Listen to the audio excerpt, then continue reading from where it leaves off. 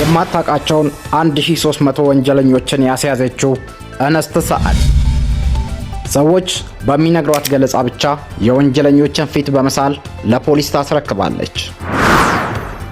የወንጀል ተጠርጣሪዎችን በመለየት የጊኒየስ ወርልድ ሪከርድን ይዛለች። ዛሬ በዚህ ቪዲዮ በአካል በጭራሽ አይታቸው ተመልክታቸው የማታውቃቸውን ለፖሊስም ራስ መታት የሆኑ 1300 ወንጀለኞችን በመለየት ያስያዘች ድንቅ ሴት እንስትን ትተዋወቃላችሁ።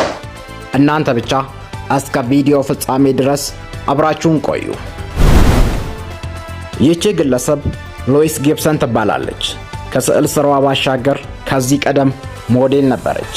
በተጨማሪም ዳንሰኛ የነበረችው ሎይስ በዩኒቨርሲቲ መምህርነትም አገልግላለች። የፎረንሲክ ጥበብ ላይ ያተኮረ መጽሐፍም አሳትማለች።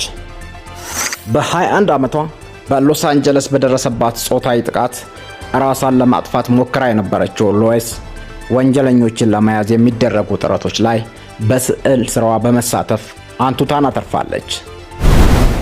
ሎይስ ወደ ፖሊስ በመሄድ ምንም መረጃቸው ያልተገኙና ወንጀል ፈጽሞ የተሰወሩ ተጠርጣሪዎችን ለምርመራ እንዲቀርቡ አድርጋለሁ በማለት ለፌዴራል ፖሊስ ፕሮፖዛል ታስገባለች። ባቀረበችው ጥያቄ የተገረሙት የመርማሪዎች ቡድን እስቲ እንሞክረው በሚል ስራዋን እንድትጀምር ያደረጉ። ከዚያም ሰዎች በሚነግሯት ገለጻ ብቻ የወንጀለኞችን ፊት በመሳል ለፖሊስ ታስረክባለች። ፖሊስም ይህንን ይዞ ወንጀለኞችን በመፈለግ በተለያዩ ጊዜያት መረጃ አጥፍተው የተሰወሩ 1300 አደገኛ ወንጀለኞችን ለመያዝ ችሏል።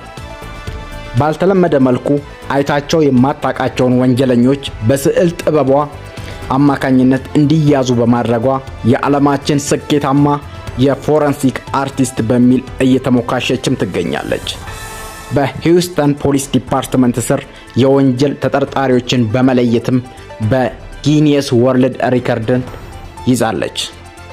ጉዳቷን ወደ ድል በመቀየር ለበርካቶች እፎይታ ሆናለች ሲሉም በአሜሪካ የሚገኙ በርካታ መገናኛ ብዙሃን በፊት ገጻቸው ላይ በዘገባቸው አስነብበዋል።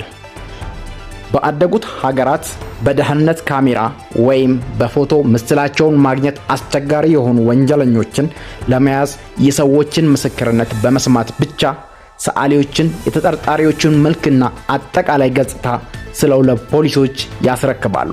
ይህንንም በማድረግ ፖሊስ ተጠርጣሪዎችን ለመያዝ ሲሞክር ይስተዋላል። የሎይስ ተግባር ግን ከዚህ በዘለለና እንዲሁም አደገኛ ወንጀለኞችን በመያዝ የያዘቻቸው ወይም እንዲያዙ ያደረገቻቸው የወንጀለኞች ቁጥርም 1300 መሆኑ እጅግ በጣም የሚያስገርምና በአሁኑ ሰዓት በአሜሪካ መገናኛ ብዙሃን መነጋገሪያ እንድትሆን አድርጓታል።